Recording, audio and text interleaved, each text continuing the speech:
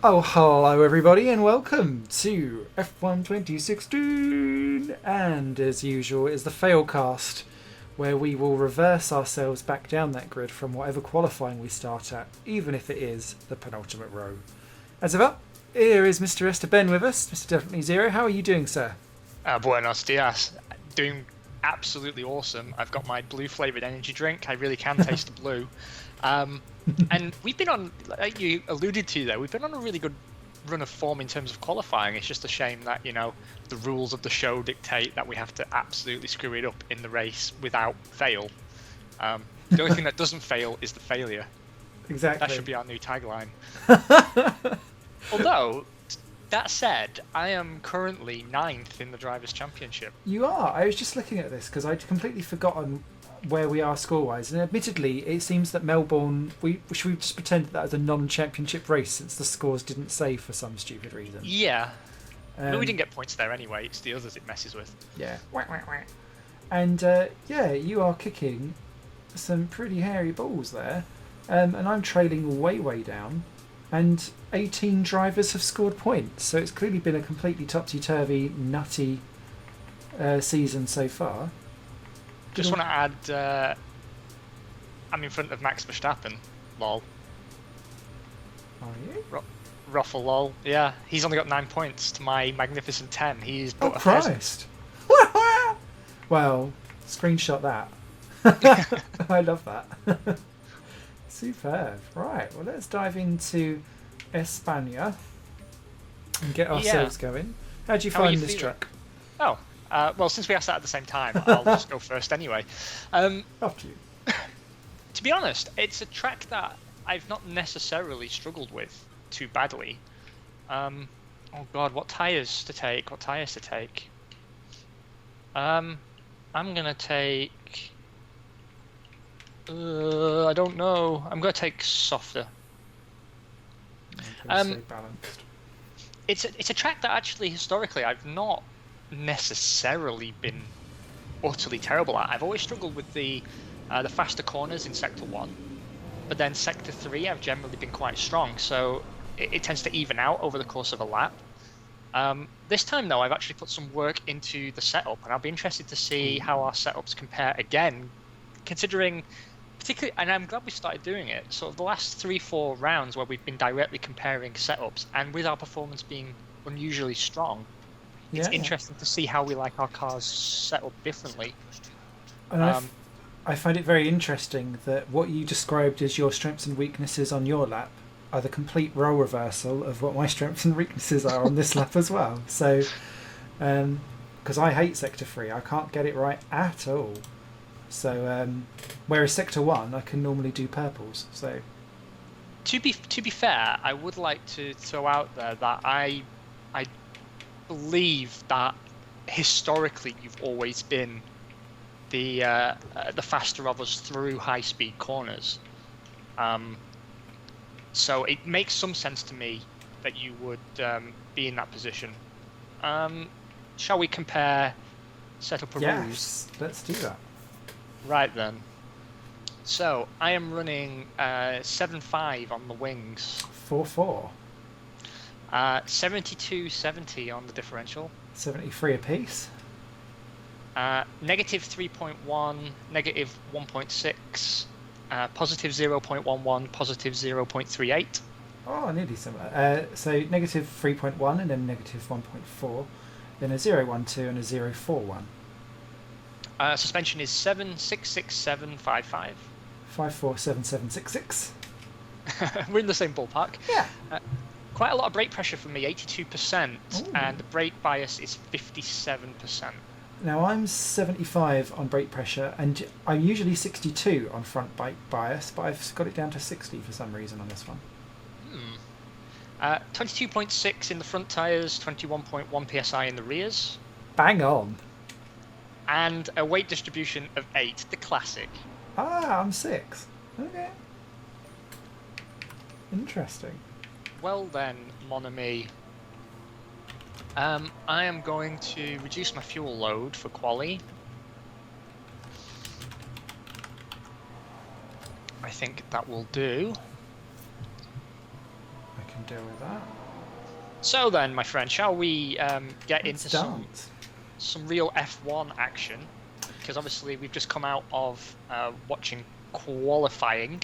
Yes. And I think, a bit of a tweak in format, because obviously everyone's here wanting to hear, the Hamilton-Rosberg story and everything. And I like the idea that maybe we should build up to that over the course of the series. So should we talk about the losers in Q1 first of all? And obviously we saw Toro Rosso having such severe problems throughout the free practice sessions that the FIA actually considered banning them from taking part in qualification, which to me is absolutely astonishing for a team of that pedigree. We then saw that they made some changes which enabled them to reassure the FIA enough to allow them to compete. Mm-hmm. But the changes compromised car performance so much that both drivers losing out in Q1. What did you make of those shenanigans? It harkens back to when there's like flashbacks of 2013 Pirelli dramas, which always makes me giggle. But it also reminds me of, do you remember when Minardi had the rear wings keep failing at Spain?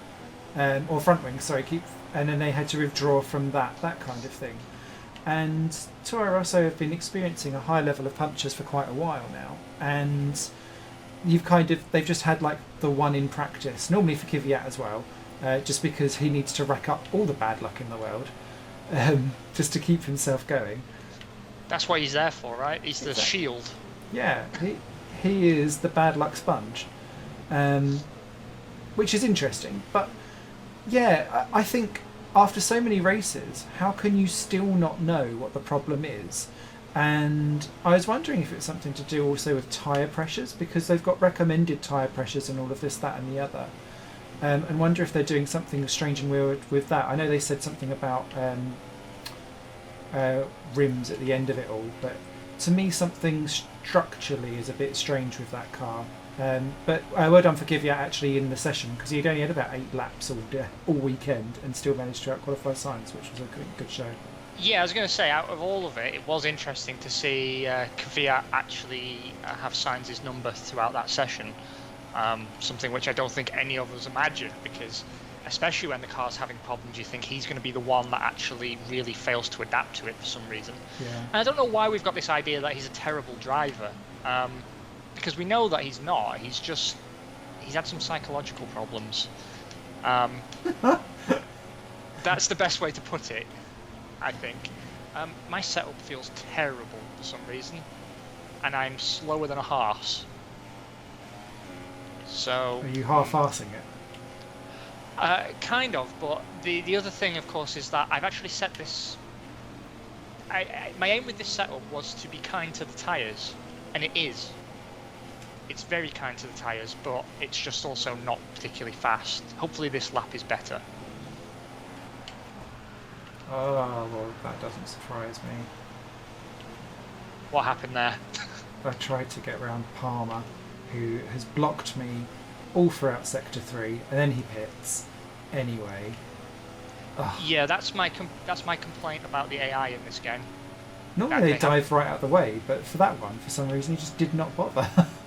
No, all this season for me, and in my single player, I've had people block me on their in-laps. And not be penalised for it, and I really don't know why. Or people, like, they're doing the pace of a flying lap, and then suddenly, when you come anywhere near them, they brake really hard and go down to, like, in-lap pace. Yeah. And, I want to see that fixed. So, yeah, sad times at Toro Rosso High. Now, Renault looked like, briefly, like they might actually be able to get both cars out of Q1. It wasn't to be. Palmer, though, getting the better of K-Mags, which was a surprise. Again. He's really come on strong in the second half of the year, especially in qualifying at the moment for me. Jury's still out on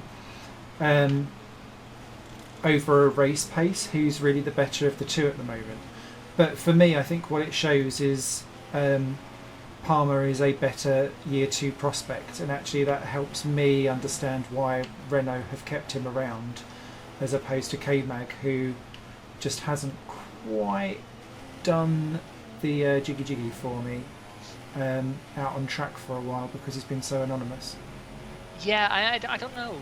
For me, it seems K-Mags really went off the boil compared to his teammate after he had that big shunt in Belgium.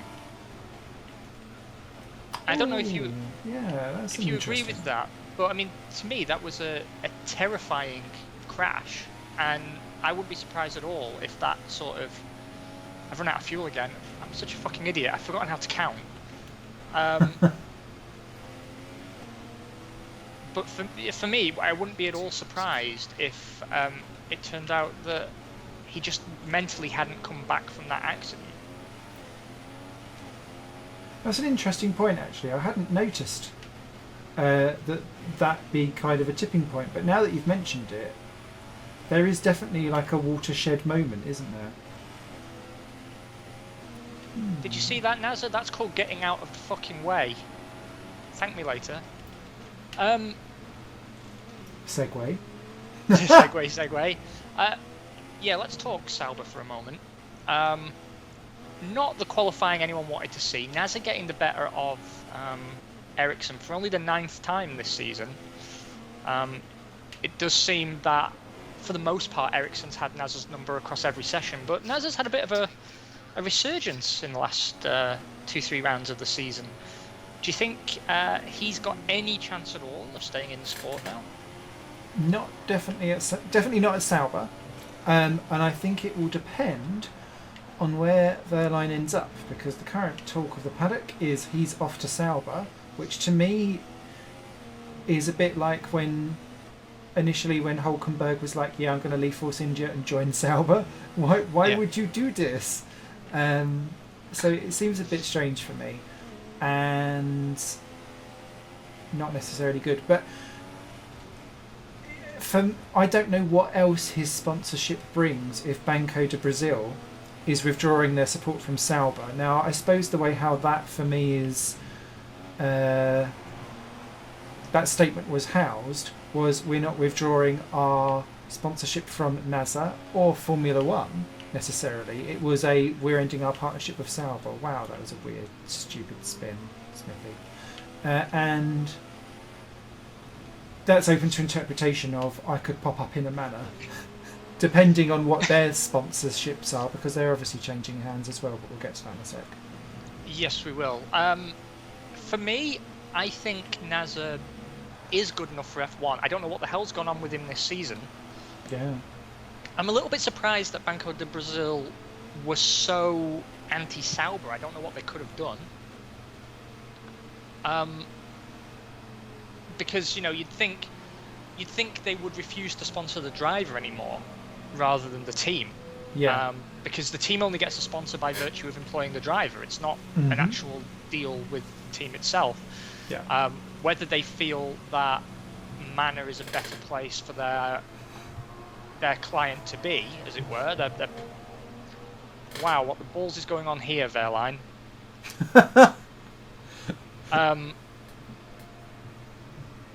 He's going so slow that he's brought out a yellow flag. Amazing. And now I'm right underneath Vettel's wing, so I'm going to slow down and let him pull out a gap. While I do that, yeah, it just seems very odd to me. I don't think Nazza shouldn't be in F1. I think he's definitely good enough, and on his day he's shown it. I know last season he coasted through on that very strong opening round. Yes. And there's not really an excuse for that in my book, but you know, that's how it panned out. This season he just hasn't synergized with the car very well at all. Ericsson's had his number all the way along. But by the same measure, I don't necessarily think Wehrlein's a good fit for Sauber. And it's taking Wehrlein out of the Mercedes ecosystem and bringing him into the Ferrari ecosystem. Which, to me, is actually the more interesting point about this whole thing. That suddenly, you know, has he got impatient? You know, is it that he could have stayed at Manor, but actively chose not to because he believes that Mercedes have overlooked him and that Ferrari's his best chance now? And that is a really good salient point of Because obviously Ocon going to Force India is still within the Mercedes camp because they're Mercedes powered, so that makes sense. And I think that ultimately actually also decided some of the destiny of whether he or not he went to Renault or not. I think is Mercedes want to keep him in the camp.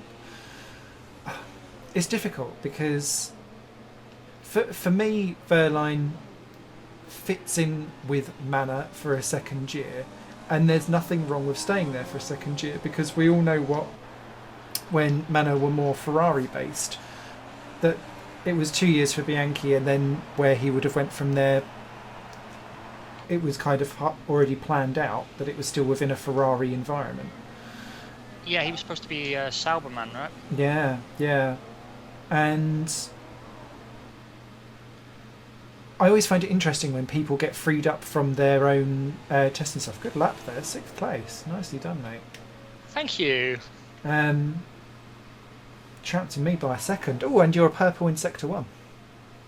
It was a cheeky first sector. The car still handles really badly though.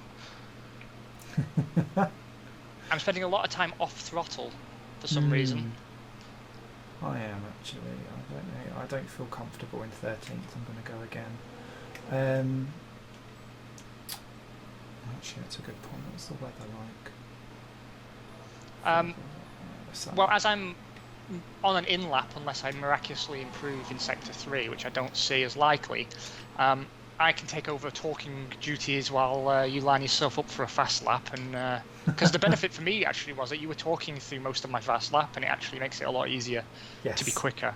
I've just gone purple in Sector 2 out of nowhere. Inherent skills. I believe the kids say mad skills. In it, bruv. In it. I just ballsed up Sector 3 though, so it's still an in-lap for me. I think I'm making a lot of mistakes in that final chicane before the run onto the last straight. Well, for me, I honestly could see it. Given the way he demanded an explanation from Force India as to why he wasn't taken, I could really see it as a backdoor move that maybe Mercedes doesn't endorse. And the fact that Williams were keen to assert their independence. It's funny actually because Claire Williams came out and said, well, we weren't going to take a Mercedes driver because we're our own team and we wanted Lance Stroll, and we don't like taking... we feel we're not the sort of team that should be taking a driver on the orders of our engine supplier. That's not something we would do. And then you think, lol, because Nakajima. Yeah. They have learned. However, I do agree with them that they should be making that decision. And for some reason, even though Verline's had such an amazing season, it's just odd to me that he seems to just be out in the cold already. I agree there's nothing wrong with staying at Manor, and Manor may very well be a lot stronger next year. By the way, quick tangent on Manor. Just want to say credit where it's due. They're, the super time. So their fastest lap in any given session as a percentage of the fastest lap. Yes. They've shaved nearly 3% off that year on year. Yeah, I spotted this. They're the most improved, aren't they? By major way. It's an incredible improvement that I think people don't realise or are very quick to dismiss, but it's a staggering improvement. Yes. In fact, I can't recall the last time any team made a gain that big. And there is no way that you can say that is a Mercedes engine. No. By 3% gains, so no. I don't believe so at all. I believe part of it is the drivers that they've been gifted with this year. Yeah, definitely. I think they do have incredible drivers, and we shouldn't underestimate the effect that has. Oh wow, Verstappen's top of the pile. But for me, I do feel that they've sort of evolved into the total package. I think they are delivering on the aero side and the engineering side as well as all the other sides. Yeah. Oh, quite.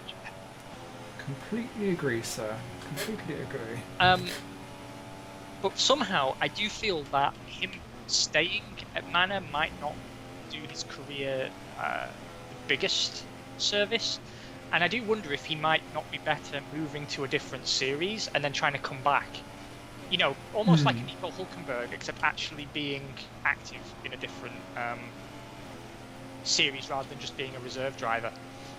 Yeah. I don't know. I sort of get the feeling that he'd probably do better trying to get a reserve drive with the big team, you know, with the Mercedes Works team. That was an interesting line. Instead of, you know, ending up in that Manor box again, because I think it's kind of hard for him to truly dazzle in that car. And when he has been sensational, it still hasn't been enough to prevent Ocon leapfrogging him. So, you know, very interesting. Although, that said, he did have an incredibly strong qualifying, which, you know, he had Ocon's number all the way through. In the end, the gap between them was quite small, and Ocon did close it down. But it did seem that Wehrlein was on it for every lap of the session, whereas Ocon seemed to have to dig something out towards the end. Again, though, we know Ocon does have some problems with driver comfort in that car. Oh, wow, a 5-position grid penalty for Sebastian Vettel. Oh, yes. What was that for? I got a warning for exceeding track limits on my first fast lap. Oh, collision with Wehrlein, grid penalty. Wehrlein got through as well. Did he? Yeah. Should not. Oh, wow. Palmer imitates Magnussen, last. Lol. So, you know, we'll continue to sort of work our way through quali talk and everything, but we should take a moment to think,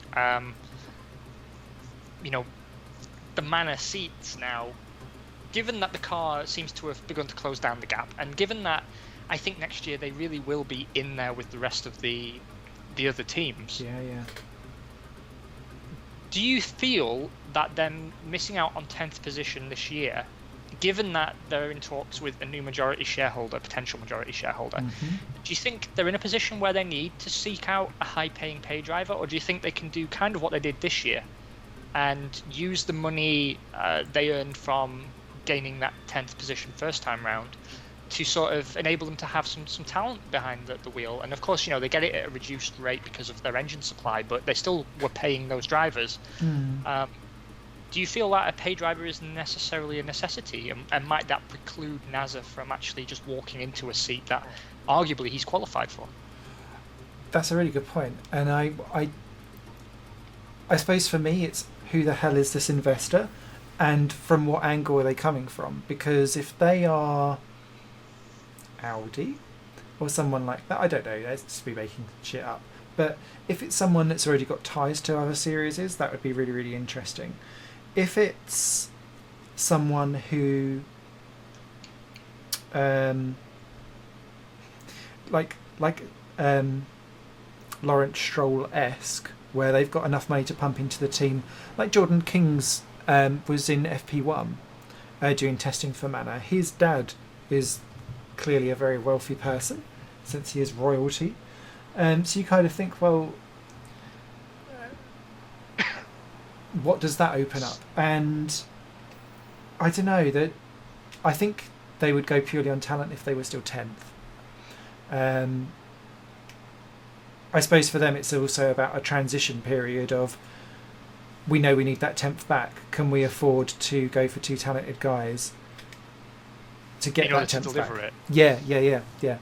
I see where you're coming from there. I mean, for me, Manor have the potential to be quite exciting next year.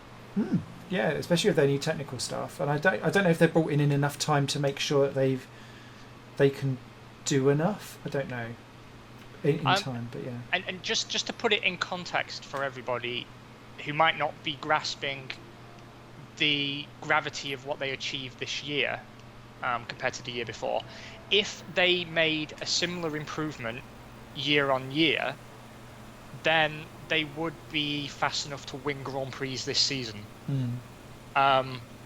It was a huge gain, and assuming that they can not replicate the scale of that game, because there's only so much time to find within the formula, but assuming they can make a similar stride next year, I think we could see them, you know, certainly in amongst the bottom 4 teams, mixing things up within there a little bit rather than being the whipping boys of the grid as they arguably have been for a few seasons. And with the right guys behind the wheel, I mean, it comes down again, Gutierrez is in the running for that seat. Haryanto's in the running for that seat. Jordan King is in the running for that seat. Nazar's in the running for that seat. There's probably a bunch of names we haven't even heard. Yeah. That are in the running for that seat. And for me, it would be fascinating to see what they can put together if these new investors are serious. I have 2 wishes for these new investors. Either that the investors are Dildo King, and we can have Dildo King branded manor cars. I would love that. Yes, my other wish, instead of that, is that it is VW Group. Well, they already have the trendy M for manor, so they just need to turn it round, don't they? Branding's done. Job is done. I honestly, though, would feel that if VW Group were to enter Formula One, and I don't think they will given the emissions scandal and the fact they've had to make a lot of people redundant to cover the cost of that. Yeah. But if they were, I do still feel they'd come in with Red Bull. They'd find a way to worm their way into the Red Bull camp, who incidentally have just announced an extension of the Tag Heuer deal. Okay.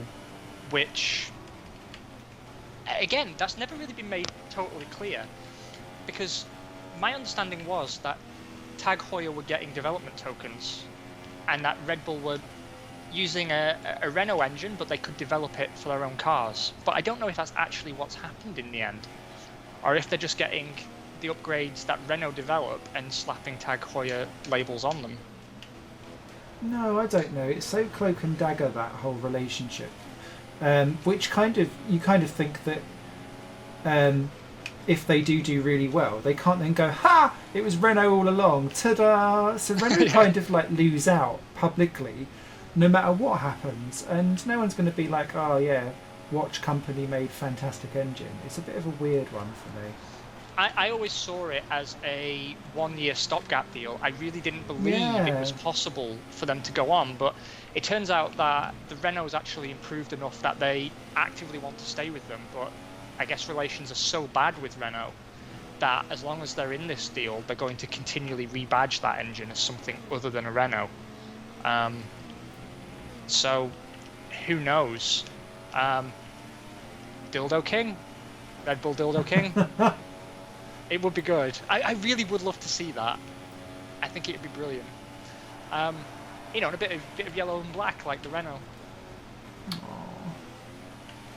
I also then, continuing our discussion on qualification, obviously we've touched on Palmer making it into Q2, which was a pretty good run from him. Yep. I was pleased to see him able to deliver when the team needed it. For me, the Haas's were particularly interesting. Grosjean was complaining all the way through that session, which has kind of become his thing now. Yeah. Gunter Steiner obviously coming out and defending him for that, but arguably... Oh, shit. So you've retired from the session? Yeah, I've binned it. Oh, no. That's all right, no worries. But no, mate, that's really bad, because are you going to make it to Q3? No. Does it let you? I wasn't. I won't be able to get into Q3, but I weren't fast enough anyway. Boo. That's all right. I've done 2 laps on these tyres, which I didn't want to do, but I had to make sure I had a chance of getting through to Q3. I know it looks like I'm being super fast, comparatively speaking, and I've just run out of fuel. But the truth is that this car handles like a complete dog. And I don't know where I'm finding this time. I'm glad you are. We'll be fighting up the front. I was having a mission of a time with mine, to be fair, so... But free tyre choice, we didn't talk about your tyre choice actually. Did you take harder mix or a balanced? I went for balanced, but I was doing my first laps out there because I used 2 rounds of softs to get through into Q2 that time round because I was a bit worried about my time. I'd have been fine, but I was trying the mediums there to see what I could have done time-wise. So I'm going to be 16th, I think, I'd imagine. But I always ruin tyres around here. And on my career run, actually, I was running above where I should be in the Renault, and doing really well. Which is why it's surprising, actually, that I'm finding this setup really a struggle on the Force India as opposed to the Renault, which it really seemed to work with. So interesting differences in cars. Yeah, actually, I'm finding that it seems my Sauber setups transfer much better than your Renault ones, which is odd, but maybe those cars share some characteristic that we don't know of. Yeah. I mean, say what you want, but they both do have 4 wheels. Amazed. Only when I'm not driving them. Except when you're driving them.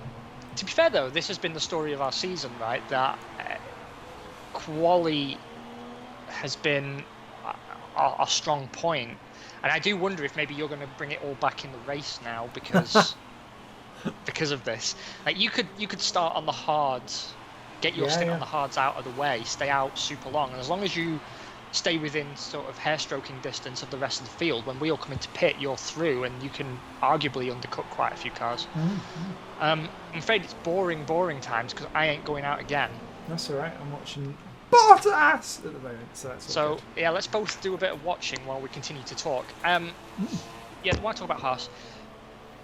Gunter Steiner defended Grosjean's complaining, saying that, well, the guys running the TV feed always seem to play his radio messages when he's complaining, but not the other times, and that it's a driver's job to complain. But for me, what was interesting in particular was that he was complaining about something, but he didn't give any details. The team asked him what was wrong, and he couldn't even name the corner that he was having trouble with. And he just seems to have lost a lot of the luster he had for the team. It's very interesting to me because they need him on his game. He's the lead driver, and I don't know. Maybe the end of year has sort of piled on him a little bit, and he needs some time out, come back refreshed for next year. But it was a brave move to Haas, and it seemed to start out quite well. But as the season's gone on, I'm increasingly surprised that he chose to stay, and maybe he just feared there was nowhere else for him to go. But I still rate him as one of the top drivers out there. I think on his day in the right car, he's a consistent podium taker. Yes. I just, I've got a feeling that his career is passing him by now, and maybe he moved to Haas in the false belief it would lead to an easy slide into a Ferrari, but I don't think that's going to happen now. No. I think we're looking at Perez and another in those cars in a year or two. Yeah. And that another does not automatically mean Vettel, I don't think either. And it's interesting because I suppose for me, Grosjean, and I suppose the difference between what makes a great driver and a good driver is really, really shown for me between Gutierrez and Grosjean, because over a single lap, Gutierrez can hold him and keep up with him and beat him and be his equal. But Grosjean has the ability to be able to, whilst bitching and moaning and complaining and just generally giving off French attitude, be able to keep the car going lap after lap after lap to a fast and consistent level, whereas Gutierrez isn't able to do that and cannot sustain at that period of speed over a long period of time, and that's why he can't translate single lap qualifying performance into full on races, whereas Grosjean is able to do that and pull magic rabbits out of hats. And he's stuck there, isn't he, really, in Haas now, for me? Where else can he go? Bottled in. He is bottled in. I mean, for him, maybe he could transition to Force India once Perez moves, but Could you see that working? Yes, I could. I could see it. Well, working maybe not, but I could see it happening. I could also see him as a Williams driver. Towards the tail end of his career, I could see him as a Williams driver. Oh, do you know? I can't see that at all. Maybe it's because I just think they've lost enough money with Pastor, and Grosjean has. I suppose he has gotten rid of his Wild Ways tag, but I don't know. For me, his hot-headedness and miseriness They worked with Nigel Mansell, I guess. Exactly. They dealt with the Tash, and the Tash was a miserable bastard all the way through, even when he was winning. So, no, I could see it because he's got that quality that all Williams drivers tend to have, that they get it home, with the exception of Ralf Schumacher. That, you know, they get it home and they've got a consistent metronome-like performance. I tell you what Grosjean makes me think of. Grosjean, to me, is a HMV discount bin Daniel Ricciardo. Not in his attitude, but in his driving. Okay. You know, if you look at his final, not his final year at Lotus, but maybe the year before when he was partnered with Kimi, to me that was a very Daniel Ricciardo sort of season. Yeah. That he got to the stage where he was being so good so consistently that he became unremarkable somehow. And now, you know, I've got friends here that, you know, we go to lunch together, we talk Formula One, and I'm the only one who's ever in Grosjean's corner. And yeah, you know, he is a miserable bastard when he's losing. And he can sort of switch off when things aren't going his way in a way that doesn't help him or the team.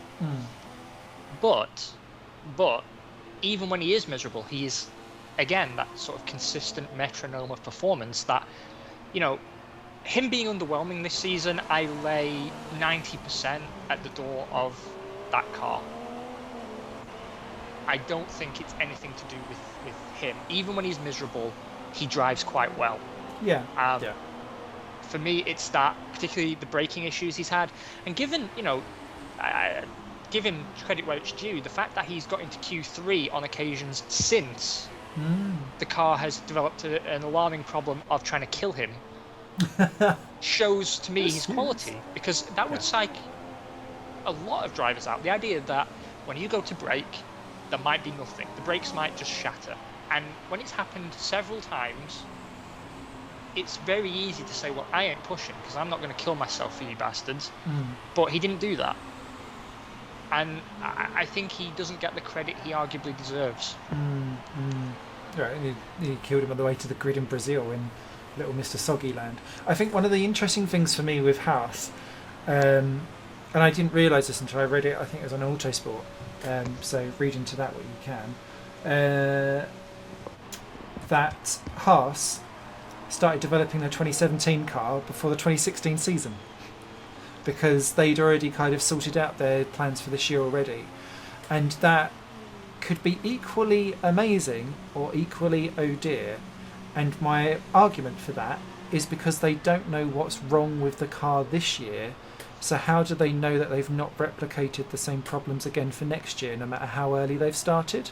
So they could have had like a massive technical leap and actually come out of the bag and do very similar to this year, where they're like, yeah, woohoo, P5, P6 really early on, and then it just all go fucked on up the wall, where they're redoing the same issues again. I don't know. Be interesting. For me, I read that statement in two ways. And both of them were negative, if I'm honest. Oh, okay. The first way I saw that was when they said we started developing our car before this season started. I took that to mean the Lara started developing our car before this season began. Oh, okay. Secondly, I read it as we started developing our car before the formula for next season had been fully agreed upon. Oh, that's a good point. And I agree totally with what you're saying, because there is a problem with this chassis that they have never been able to understand. And that's, you know, knowing your car is key to getting any level of performance out of it. As far as I'm concerned, what this displays to me is that they could very easily develop a car for next season that has a baked-in flaw. Yes. And one that they haven't been able to understand across an entire season. I honestly still don't see them making any gains year on year. I think we might see them rebound in 2018, but I think 2017 is going to be a poor year for Haas. In fact, I could see them struggling to get many points. I think they'd have a year kind of like Renault have had this year. That's my projection for them.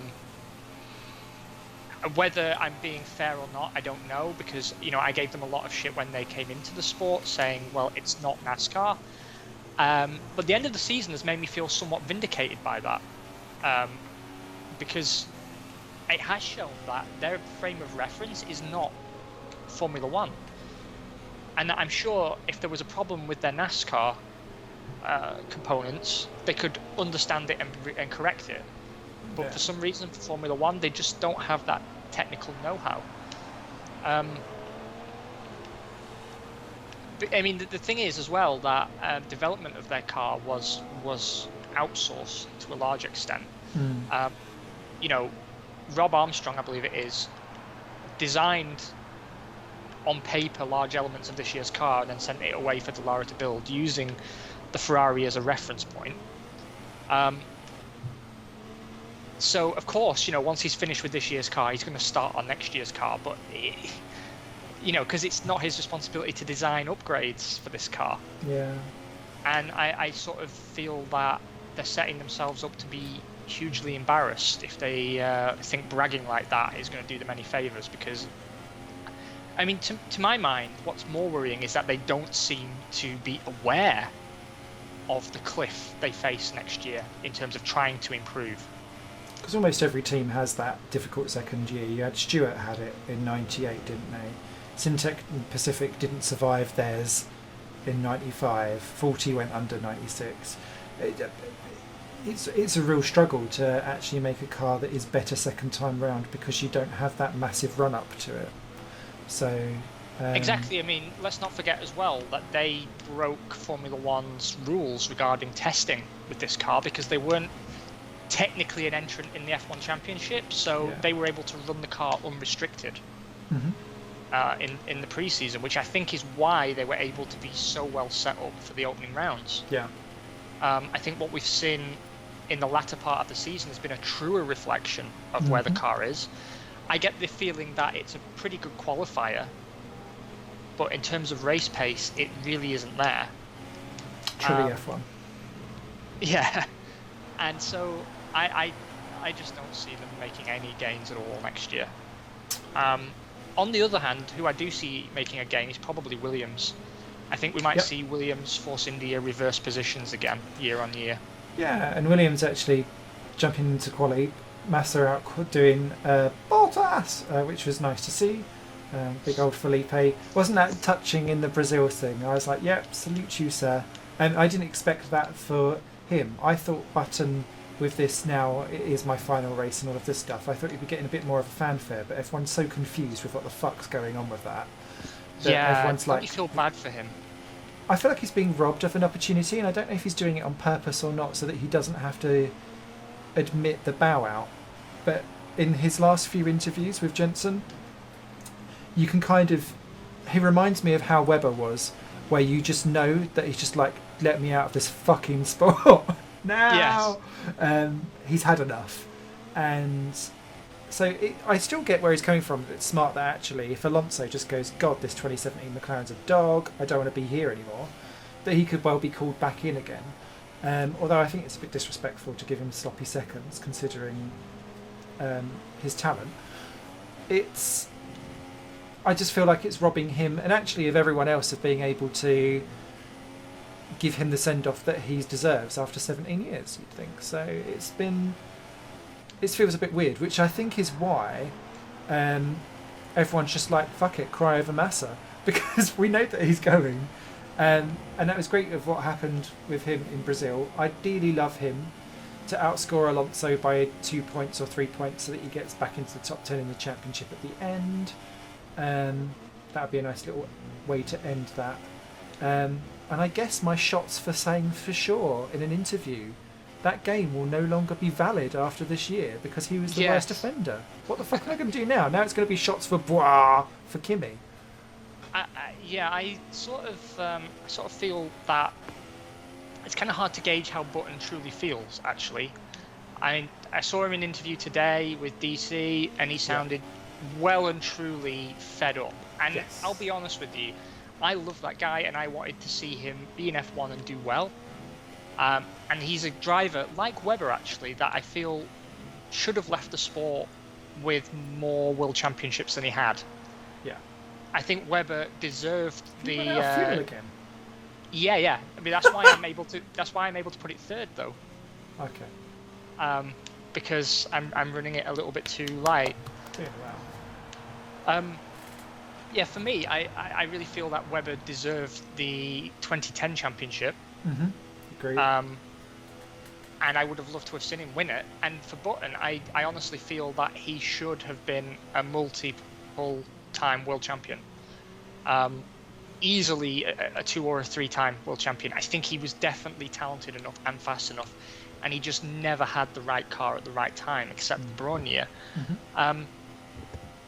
For me, he seems so passionate about the sport up until the mid part of the season, and I think a lot of it is him realising that Big Ron wanted him out. I honestly, part of me did think that with Big Ron being removed from McLaren, that we'd actually see some backtracking on the whole Button thing, and this idea of him actually being far more actively involved with McLaren than he would have been under Big Ron. Yeah. To me, it makes it a lot more likely that he would get the call up. Mm-hmm. If that makes sense. Like, I always felt that, oh yeah, well, maybe we'll bring you back in 2018 was something Ron said to get him to sign on the dotted line to be a reserve driver. Yeah. And I've heard it from multiple sources that, Ron wanted him out full stop. It was time for him to retire. But the board of McLaren, the sponsors that have stayed with McLaren, and Honda were all demanding very, very strongly that Button be kept within McLaren somehow. Mm-hmm. Because they want him for commercial reasons, for PR. They want him bringing the sponsors into the team. Honda very much want him representing them because obviously he's got a big attraction value in Japan. Mm-hmm. For me, what I would really have liked to have seen would have been him go out with a fitting exit that he deserves, and then transition into World Endurance. And I would have loved to seen him and Webber duking it out in World Endurance. I really would. I don't know if you've got round to watching WEC, but it's very, very watchable. I've not, but I only see good things from other people that I know that are big motorsport fans. But it's just I'd run out of time because I got sucked into NASCAR more this year, which is, I know, dreadful thoughts. And that's now finished actually. And I'm still, my jury is still so very out on the way how they do the chase format. I don't know if any of our listeners have particular opinions. Please do drop them in the comments. But it just seems so weird, and it makes me think actually that if the chase format was to ever come across to like Formula One this day and age, you would essentially have what we've got now, except who's going to finish out on top, Hamilton or Rosberg today, would win the championship outright, fuck the rest of the other 20 races, and it just feels really wonky-arsed. So, yeah. It's a good term. Wonky-arsed. I come up with an amazing other word the other day. Cunt squash. That was it. I like it. Is that what happens when you sit down too quick? Followed by a little fart. Boop. And you're not quite sure from what end. But yeah, it's I do want to take a look at WEC, but I've got so much motorsport that I already soak up on. But it's becoming the off season now, so there's plenty of time to catch up. Yeah, I mean, I believe you can find it in some places. I don't know if there's a legit way to see it, but you can catch up on WEC, and I would recommend it to anyone. It's good as well to see Webber in his element. I mean, he's a world champion now, which I think shows his class, and I think Button will be eventually. That said, though, I think there needs to be a competitive Honda presence for him to do that, because I don't think they'll let him drive for anybody else. No, that would be a PR nightmare for them, wouldn't it? Yes, it would. Got fed up in F1, went and became champion elsewhere to stick two fingers up. At least on triathlon, it's only his legs that are powering him around. Yeah. His Honda robot legs, if you believe the PR. Yeah. What do you think, actually, of... because we're obviously endurance in the title... Bernie's latest crazy-ass suggestion of actually getting rid of the endurance format of Formula One and sticking on 2 40-minute races. I think it's bullshit. Thank you very much. Next. No, I feel really strongly about this. Yes, I do, actually. And to be fair, Button's not innocent here, because Button has spoken out in favour of this, saying, well, we need to get more fans, young fans, we need to make it more bite-sized. No. To me, that defeats the entire fucking object of the sport. Yes. It's more like chess than an FPS. People have this idea when they think about motor racing that it is about pure going as fast as you can all the time. And people complain about the tyres now, but it's never been that way. Even during the tyre wars, it was always about managing your pace across a session. Absolutely. About pushing at the right time, about knowing the car. It's an engineering championship as much as a driver's championship. Yeah. And anything that moves towards single make series or sprint races or anything like that, I think cheapens the sport, and those fans need to go somewhere else because they're well catered to in a lot of other series. Exactly. I mean, the last thing we want is Formula One to be neon MLG explosion across the screen with shades on. It's just not the way how it is, and I'm so sick and tired. I love previous decades of racing. Oh, I didn't realise we'd hit the end of Quali there. But when you go back, the field is much more spread out. The footage focuses on the same fucking three cars going round and round and round and not in a battle when everyone else is still battling behind. And actually appreciate how much better access that we've got and how much better the sport has become, or closer the sport has become, or more integral the sport has become. But I do wonder sometimes that people, because everyone's now got a voice on social media and likes to bitch and moan and just be social justice warriors from afar and poke their cunty little fingers at everything. Hang on, I had a point. I've lost it. I've got it back. There we go. Sorry, I was on a ramble. Is it because people now have so much access to all that information straight away that they're making jump decisions and therefore judging and being whatever and blasé about it and moving on? And it's not necessarily that, because like Beck, that works fine. That's got an amazing audience and it goes really, really well. I think Bernie is going nuts because Formula E only goes on for half an hour. Yes, he is. Yes, he is. But he's had a lot of stupid ideas down the years, and thankfully they've never come in. I mean, the fucking sprinklers, the penalty corner. Where you have to remember that. Yeah. Double dabby, which he did. And then, do you remember the idea at the start of this current formula where they were talking about having displays on the side pods of the cars that display how much fuel they've got on board and how much battery energy they've got? Oh no, I'd forgot about that. Do you not remember that? No. So you were going to get like a mobile phone battery indicator on the side of each car, so the fans at the track could see how much power was on board. And I just thought, fucking hell, just retire, old man. You've done a lot for this sport. Don't ruin it on the way out. Well, Indy done that, I guess, on the way. Did you see the interview with Brundle and Bernie, where he was like, "Here I am down at the farm," and then Bernie tried to get him on. Sorry, Brundle tried to get him on some like rocking horse, and he was like, "Oh, it's all a bit wrong." I didn't actually, but I will go and look it up now. No, for me, I think there is a realization that we have to accept. True Formula One is the preserve of older, wealthy businessmen, and it's just great that the fans get great sport in exchange for it, but it's a blue chip sport that attracts blue chip sponsors. You can't cheapen it to appeal to, technically I'm a millennial, but I don't count myself among them, to be honest. But it is this idea that we've got to chase the millennials. They don't give a fuck about F1, and they never will. No matter what changes you make to the format, it's never going to be on their radar. Yeah. Stop chasing everyone because you'll alienate the people that are interested. Yeah, Formula One to me is like snooker or golf or any of the niche sports. You either love them and follow them, or you're not aware of them. And you can't. There's not a way to make people. America's shown that. How many fucking years now have we tried to crack America, and it doesn't work because America is very well catered to in terms of motorsport in a format that they're familiar with and they enjoy. And so I think the lesson needs to be that we need to see F1 come back and take perhaps a more Eurocentric focus, but a more classic Formula One approach because it served them well in the past, and it's one of the few elements of old Formula One that I think still holds up today. I agree. And with Malaysia bowing out, there's no German Grand Prix next year. Singapore want to get rid of it as well. I think we're maybe heading slightly that way. Brazil as well, actually. Yeah.